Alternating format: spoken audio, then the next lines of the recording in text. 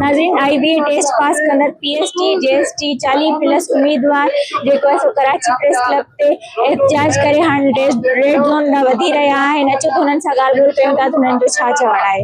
असां हिते मुसलसल सरापा एहतजाज आहियूं।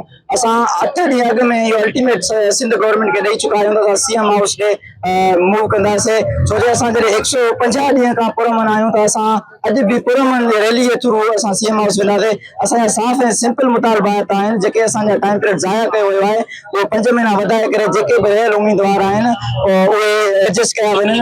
सुबुह जो सवेर असां वटि SSP साहब बि आयो, असां हुनखे पंहिंजो चार्टर ऑफ डिमांड बि ॾिनोसीं ऐं असां हुननि खे इहो ॿुधायोसीं, वाज़े कयोसीं त असां 5 महीननि खां मुसलसल हिते वेठा आहियूं, लेकिन असां को ॻाल्हियूं करणु नथो अचे। असांजो मिनिस्टर सरदार अली शाह साहब असां सां अची ॻाल्हियूं करनि, असांजूं ॻाल्हियूं ॿुधनि, असां हितां पुरमन तरीक़े सां पंहिंजे घरनि लाइ मूव कंदासीं। जेके इलेक्शन दौरान हिननि असांजो पूरो साल विञायो हुयो, उनजी असां घुर कयूं था टाइम पीरियड एक्सटेंड कयो वञे, जेके बि 7,000 वेटिंग उम्मीदवार आहिनि उनखे भर्ती कयो वञे।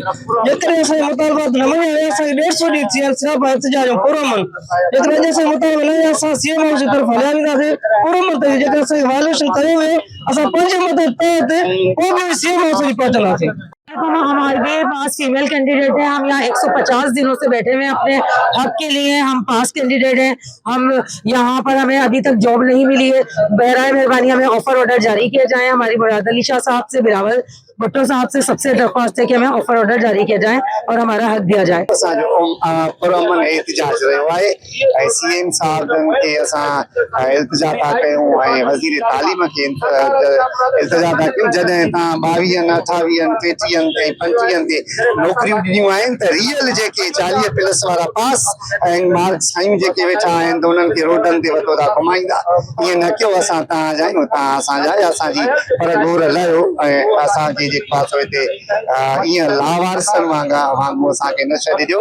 असां बि सिंध जा ॼावा आहियूं, लिखियल पढ़ियल आहियूं, शऊर रखंदड़ आहियूं ऐं अची असां सां ॻाल्हियूं कयो। असां इहे बि नथा चऊं त टाइम पीरियड वधायो, बसि एडजस्ट कयो। जेकॾहिं तव्हांजी UC में न आहे तालके ते खणी अचो, तालके ते न आहे डिस्ट्रिक्ट ते खणी अचो, डिस्ट्रिक्ट ते न आहे त रीजन ते खणी अचो।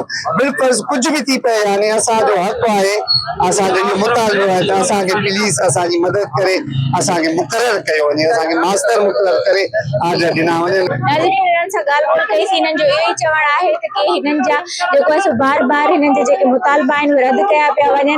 हाणे ही अॻियां रेड ज़ोन ॾे वधी रहिया आहिनि ऐं जे अगरि हिननि जा मुतालबा न पूरा कया वेंदा त ही पंहिंजे एहतजाज जो दाइरो वधाए छॾींदा। कैमरामैन शहजाद सां गॾु हिरा टालपुर WTN कराची।